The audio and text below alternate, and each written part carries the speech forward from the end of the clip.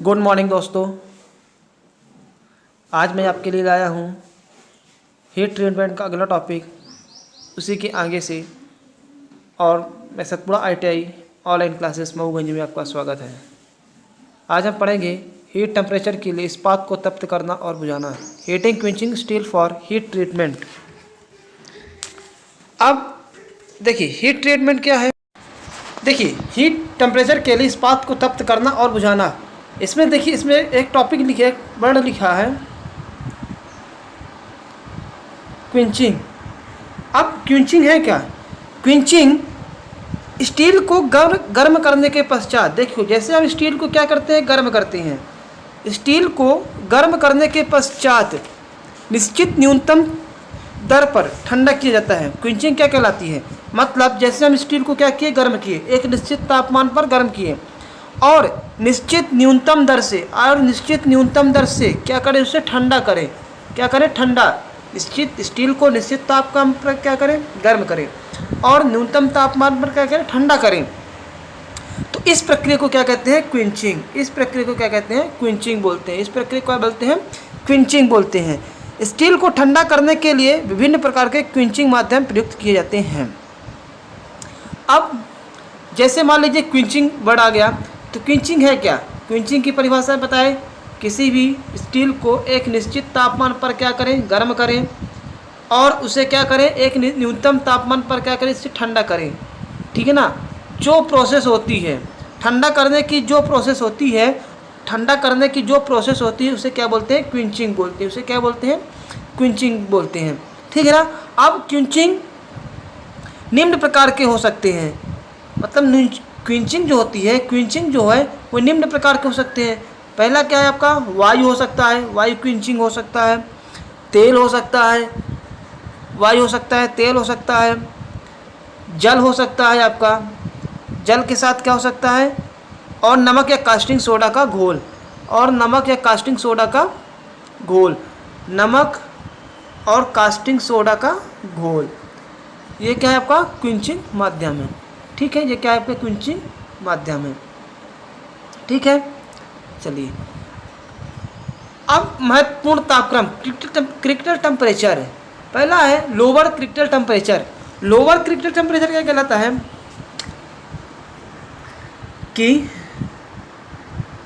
जिस तापमान पर ऑस्टेनाइट के लिए परिवर्तन आरंभ होता है वह सभी सदा प्लेन कार्बन स्टील का निचला महत्वपूर्ण तापमान कहलाता है। निचला लोअर क्रिटिकल टेम्परेचर क्या कहलाता है? देखिए 723 डिग्री सेंटीग्रेड, माइनस लिखा है, मतलब ये 723 से ऊपर जाएंगे तो प्लस और इधर जाएंगे तो माइनस, इधर जाएंगे तो प्लस, इधर जाएंगे तो माइनस। ये क्या है? 700 डिग्री सेंटीग्रेड पर क्या करेंगे, हम स्टील को गर्म करते हैं। ठीक है ना?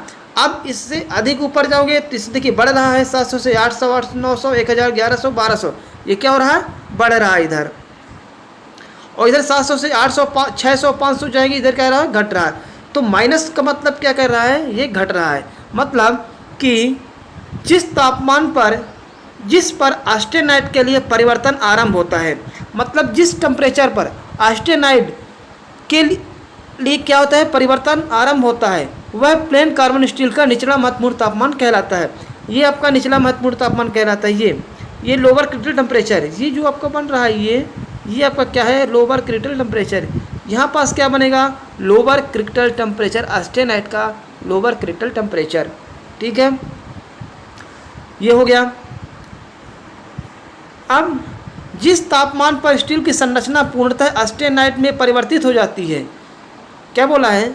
जिस तापमान पर स्टील की संरचना पूर्णतः ऑस्टेनाइट में परिवर्तित हो जाती है, मतलब जिस तापमान पर स्टील की संरचना जो है वो ऑस्टेनाइट में परिवर्तित हो जाती है, उसे ऊपरी क्रांतिक तापमान कहा जाता है। उसे लोअर क्रिटिकल टेम्परेचर कहते हैं। ऊपरी क्रांतिक तापमान कहा जाता है।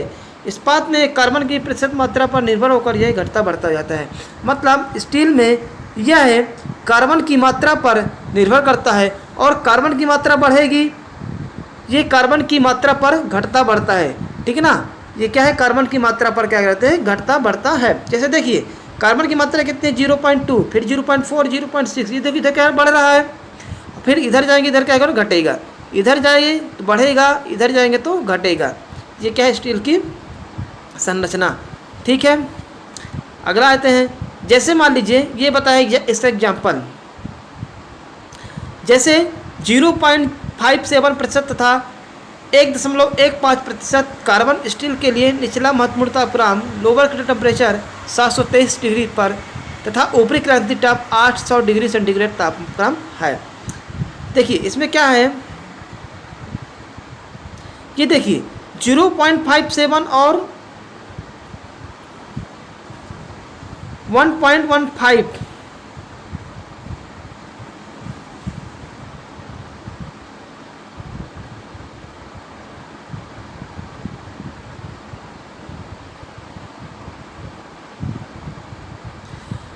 0.84% कार्बन स्टील के लिए तथा दोनों है। इस स्टील की स्टील कहलाती है। अब देखिए इसका एग्जाम्पल 0.5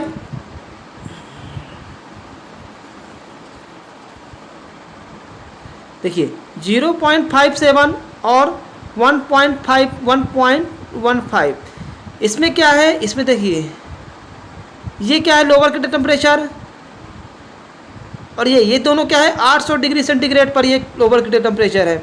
अब जैसे 0.8 करेंगे तो ये कहाँ चला जाएगा, ये देखिए ये 723 डिग्री सेंटीग्रेड पर आ जाता है। कहाँ जाता है? 723 डिग्री सेंटीग्रेड पर। ऊष्मा उपचार की 3 अवस्थाएं होती है। ऊष्मा उपचार की कितनी अवस्थाएं होती है? 3। एक तापमान, एक सोखना, एक बुझाना। ऊष्मा तापमान कितनी अवस्था होती है? 3 अवस्था होती है। ठीक है, जब इस्पात को गर्म करने पर वांछित तापक्रम पर पहुंचता है, जब हम इस्पात को क्या करते हैं? गर्म करते हैं और वह रिक्वायर्ड तापक्रम पर पहुंचता है तो उसे एक निश्चित समय के लिए, तो उसे एक निश्चित समय के लिए उसी तापक्रम पर रखा जाता है। मतलब जब हम इस्पात को क्या करते हैं? गर्म करते हैं, ठीक है ना, तो उसे एक निश्चित समय के लिए उसी तापक्रम पर रखा जाता है। जैसे मान लीजिए स्टील को है, स्टील को जैसे हम 723 डिग्री सेंटीग्रेड पर क्या करते हैं? गर्म करते हैं, तो उसे एक निश्चित समय के लिए उसी तापक्रम पर रखते हैं। ठीक है ना। अब फिर उसका तापक्रम बढ़ेगा तो कार्बन की मात्रा बढ़ेगी, तो तापक्रम की देखो जैसे जैसे तापमान बढ़ेगा तो कार्बन की मात्रा भी बढ़ती जाती है। ठीक है ना। तो यही क्या कह रहा है उसमें, इससे इस्पात के पूरे सेक्शन में भली भांति समान रूप से ऊष्मा पहुंच जाती है। इस प्रक्रम को सोकिंग कहते हैं, सोखना कहते हैं। मतलब स्टील को एक निश्चित तापमान पर 723 डिग्री सेंटीग्रेड पर एक गर्म करते हैं। ठीक है ना। तब तक गर्म करते हैं जब तक उसके सेक्शन में भली भांति समान रूप से क्या ना पहुंच जाए? ऊष्मा ना पहुंच जाए। समान रूप से क्या ना पहुंच जाए? ऊष्मा ना पहुंच जाए। ठीक है ना। तो ये क्या कहते हैं? इसे सोखना कहते हैं, इसे सोकिंग कहते हैं, इसे क्या बोलते हैं? सोखना कहते हैं। ठीक है। चलिए अगला है इस्पात को तापमान, हीटिंग स्टील। हीटिंग स्टील क्या कहलाता है? यह भट्टी के चयन, तपन के लिए प्रयुक्त ईंधन, समय अंतराल तथा पुर्जे का वांछित तापक्रम तक लाने के नियंत्रण पर निर्भर होता है। तपन दर एवं तपन समय इस्पात के संघटक, उसकी संरचना तथा ऊष्मा उपचार के लिए किए जाने वाले पुर्जे के आकार एवं साइज पर निर्भर करता है। ये क्या कहलाता है? इस्पात का हीटिंग स्टील में, हीटिंग स्टील। ठीक है ना। अब सोकिंग टाइम, सोकिंग टाइम क्या कहलाता है? सोकिंग टाइम यह इस्पात के अनुप्रस्थ सोकिंग टाइम, यह सोख है ना,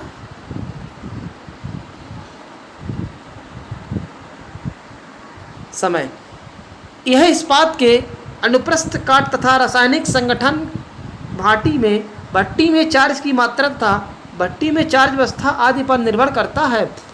समान स्थिति में यह जानने की बात है कि कार्बन तथा निम्न एलाइड स्टील के प्रति 10 मिलीमीटर मोटाई के लिए मिनट तथा उच्च एलाइड इस्पात के 10 mm मोटाई के लिए 10 मिनट रखा जाए।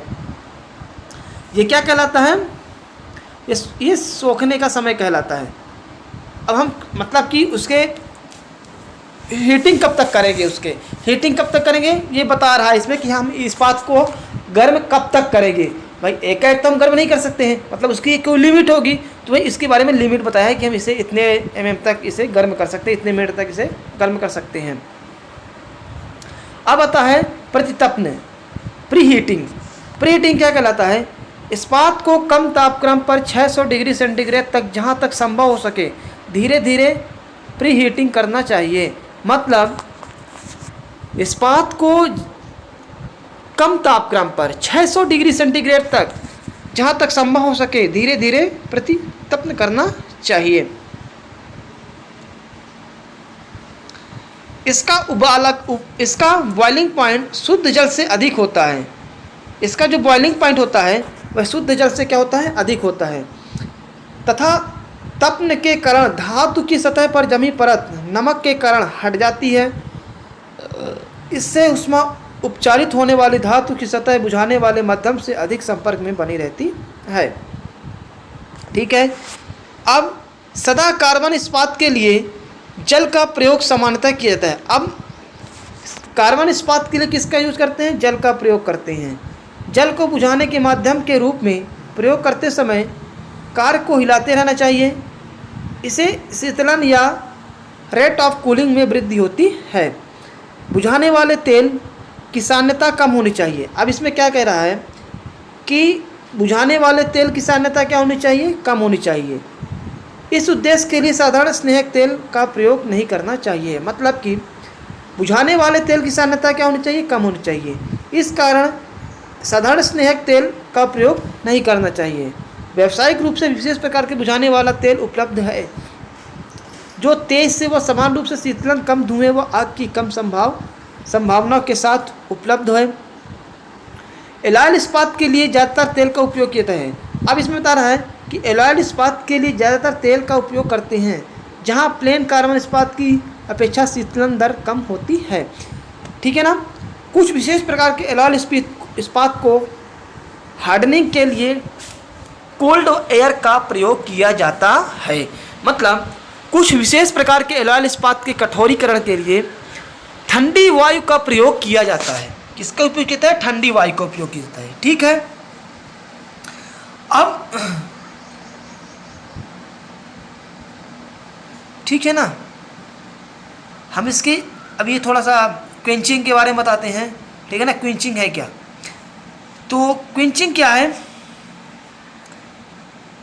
क्विंचिंग वांछित शीतलन की गंभीरता, हमने बताए थे ना क्विंचिंग क्या कहलाती है। स्टील को गर्म करने के पश्चात निश्चित न्यूनतम दर पर ठंडा किया जाता है। इस प्रक्रिया को क्या कहते हैं? क्विंचिंग कहते हैं। क्या कहते हैं? क्विंचिंग कहते हैं। ये क्विंचिंग की परिभाषा है। ठीक है ना। ठंडा करने की विभिन्न माध्यमों में प्रयोग किया जाता है, जैसे ब्राइन घोल, जल, तेल, हमने बताए थे अभी।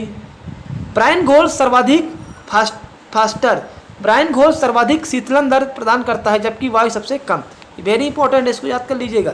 जो ब्राइन घोल है वो सर्वाधिक शीतलन दर प्रदान करता है, किसके अपेक्षा? वायु से कम। वायु सबसे कम करता है। ठीक है ना। ब्राइन घोल, ये सोडियम क्लोराइड, ब्राइन घोल को क्या बोलते हैं? सोडियम क्लोराइड बोलते हैं। अधिक गंभीरता से बुझाता है, अधिक गंभीरता से बुझाता है। ठीक है। इसके बारे में फिर ये हमने पढ़ा था उबालांक बिंदु। ठीक है ना। इसका स्क्रीनशॉट ले लीजिए। ये हमने पढ़ा है अभी आज। इसका स्क्रीनशॉट ले लीजिए आप लोग।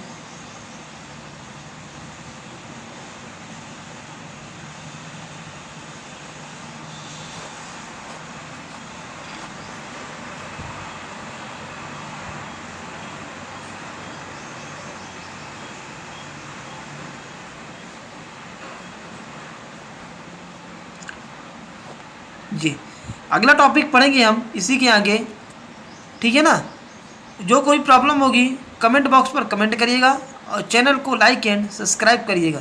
चैनल को लाइक एंड सब्सक्राइब करिएगा। धन्यवाद। और हमारी ऑल ये क्या कहते हैं, कॉलेज खुलने लगे हैं। जो कोई विद्यार्थी, जो कोई भी स्टूडेंट एडमिशन कराना चाहते हैं तो एडमिशन करा सकते हैं सतपुड़ा ITI में। धन्यवाद।